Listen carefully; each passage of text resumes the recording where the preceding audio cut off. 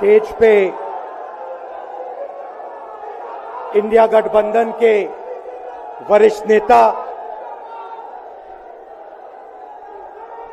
खारगे जी, सोनिया जी, शरद पवार जी, भगवंत मान जी, चंपा सोरेन जी, अखिलेश यादव जी, तेजस्वी यादव जी, सीताराम येचुरी जी, फारूक अब्दुल्ला जी, डी राजा जी, भट्टाचार्य जी, महबूबा मुफ्ती जी, Derek O'Brien जी, कल्पना सोरेन जी, त्रिची सिल्वा जी, सुनीता केजरीवाल जी, देवराजा जी, तिरुतोल जी, खुरुम अनिस उमर जी, और stage से मैं केजरीवाल जी और सोरेन जी का भी नाम लेना चाहता हूं, क्योंकि वो आज यहां है नहीं, मगर दिल में हम सब एक साथ खड़े हैं। भाइयों और बहनों, इंडिया गठबंधन के कार्यकर्ताओं, आप सबका यहां बहुत बहुत स्वागत, नमस्कार।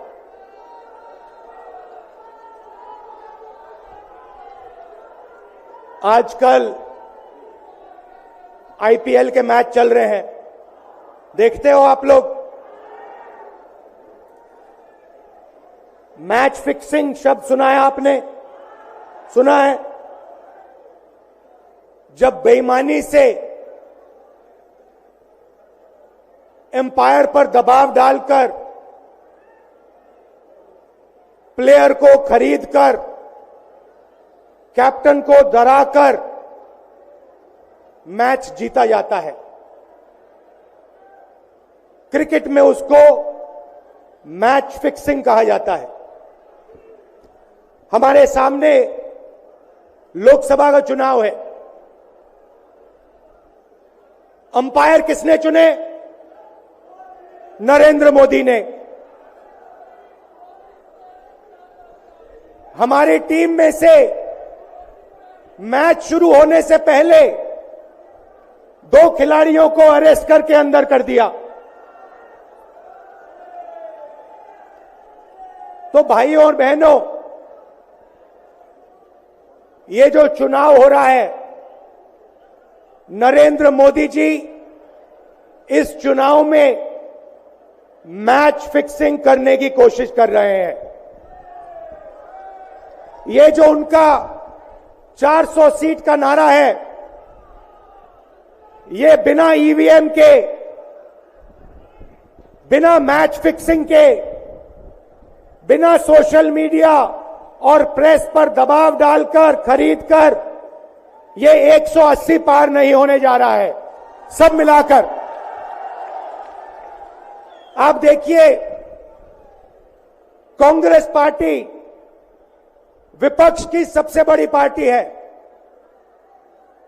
हमारे सारे के सारे बैंक अकाउंट बंद कर दिए गए हैं। चुनाव के बीच में देश की सबसे बड़ी ऑपोजिशन की पार्टी के सारे अकाउंट बंद कर दिए। हमें कैंपेन चलाना है, हमें लोगों को प्रदेशों में भेजना है, पोस्टर लगवाने हैं। सारा का सारा जो हमारे रिसोर्सेज हैं, बैंक अकाउंट बंद कर दिए गए। तो ये कैसा चुनाव हो रहा है? नेताओं को धमकाया जाता है, पैसे देकर सरकारों को गिराया जाता है, नेताओं को जेल में डाला जाता है। केजरीवाल जी को, सोरेन जी को ये पूरी की पूरी मैच फिक्सिंग करने की कोशिश की जा रही है। और ये मैच फिक्सिंग सिर्फ नरेंद्र मोदी नहीं कर रहे हैं।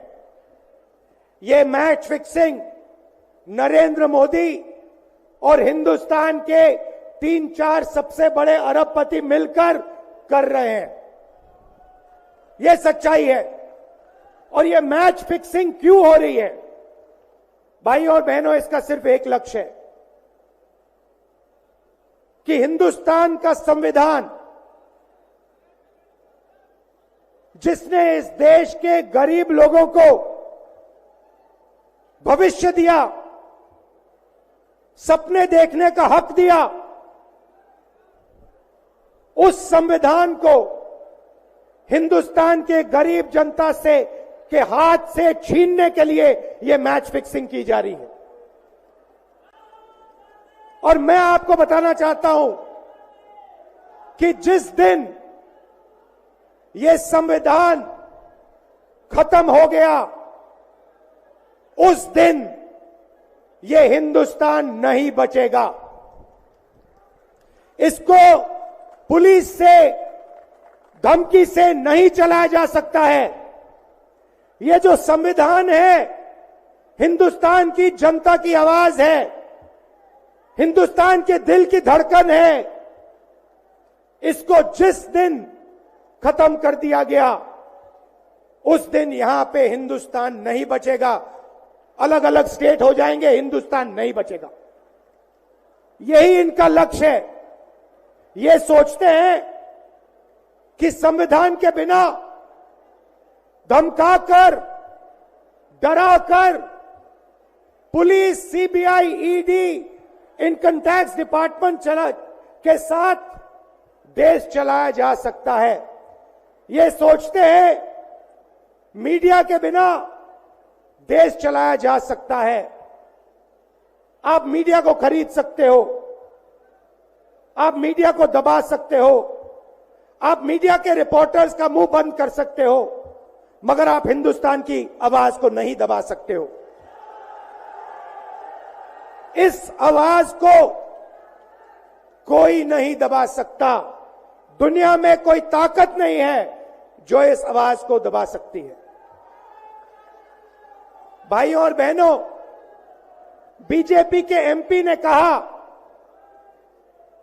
कि जैसे ही हम चुनाव जीतेंगे, मैच फिक्स करके 400 सीटें जीतेंगे, वैसे ही हम संविधान को बदल देंगे, संविधान को रद्द कर देंगे। ये ऐसे ही नहीं बोला गया। ये टेस्ट करने के लिए, आइडिया टेस्ट करने के लिए बीजेपी के एमपी ने बोला है। ये लड़ाई संविधान को बचाने की लड़ाई है। जैसे अखिलेश जी ने कहा, संविधान चला जाएगा, गरीबों के हक चले जाएंगे, आरक्षण चला जाएगा, और जो आपका धन है, गरीबों का धन है, किसानों का धन है, मजदूरों का धन है, वो 5-6 लोगों के हाथ में चला जाएगा। नोटबंदी की, जीएसटी लागू किया। मुझे बताइए, जीएसटी से, नोटबंदी से किस गरीब व्यक्ति को फायदा हुआ? किस छोटे दुकानदार को फायदा हुआ? किस किसान को फायदा हुआ? किस बेरोजगार युवा को फायदा हुआ? किसी को नहीं। 40 साल से सबसे ज्यादा बेरोजगारी हिंदुस्तान में आज है। 1% लोगों के पास हिंदुस्तान का पूरा धन, 22 लोग हैं। जितना धन उतने उनके हाथ में है, उतना ही धन 70 करोड़ लोगों के हाथ में है। ये संविधान को क्यों मिटाना चाहते हैं? क्योंकि आपका धन जो है आपसे छीनना चाहते हैं। मैंने जाति जनगणना की बात की, किसानों के एमएसपी की बात की, युवाओं को रोजगार देने की बात की। यही देश के सामने सबसे बड़े मुद्दे हैं। मगर एक बात याद रखिए, अगर आप लोगों ने पूरे दम से वोट नहीं दिया तो इनकी मैच फिक्सिंग कामयाब हो जाएगी। यह आप भूलिए मत। और जिस दिन मैच फिक्सिंग कामयाब हो गई, उस दिन आपका संविधान, हमारा संविधान खत्म हो जाएगा। जिस दिन संविधान खत्म हो गया, उस दिन हिंदुस्तान के दिल पर एक बहुत बड़ी चोट लगेगी। तो ये जो चुनाव है, ये चुनाव कोई मामूली चुनाव नहीं है। ये चुनाव हिंदुस्तान को बचाने का, संविधान को बचाने का,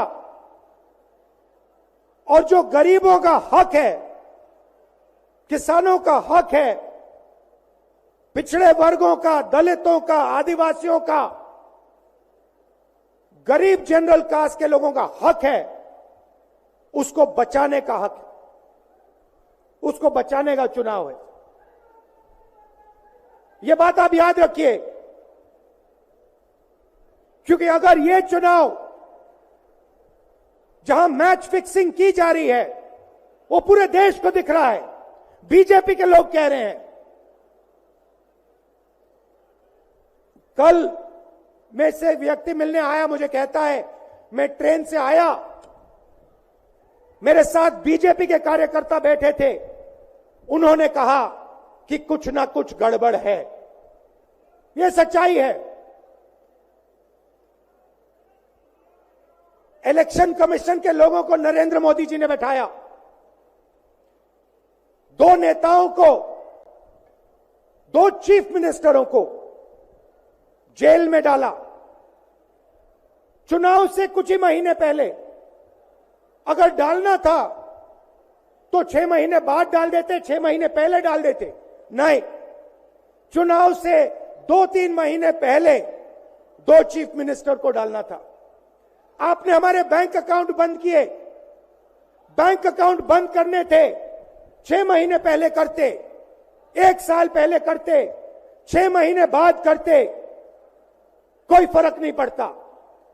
आप चाहते हो कि विपक्ष चुनाव ना लड़ पाए, और इसीलिए आपने कांग्रेस पार्टी के बैंक अकाउंट रद्द किए, आपने इलेक्शन कमीशन में अपने लोग बैठाए, आप जुडिशरी पे दबाव डाल रहे हो, क्योंकि आप चाहते हो कि मैच फिक्स हो, संविधान रद्द किया जाए और आप सत्ता में रहो। मगर भाई और बहनों, मैं सच बोलता हूं, और मेरी बात आप अच्छी तरह सुन लो। अगर हिंदुस्तान में मैच फिक्सिंग का चुनाव बीजेपी जीते और उसके बाद संविधान को उन्होंने बदला, तो इस पूरे देश में आग लगने जा रही है। जो मैंने कहा याद रखो, ये देश नहीं बचेगा। ये चुनाव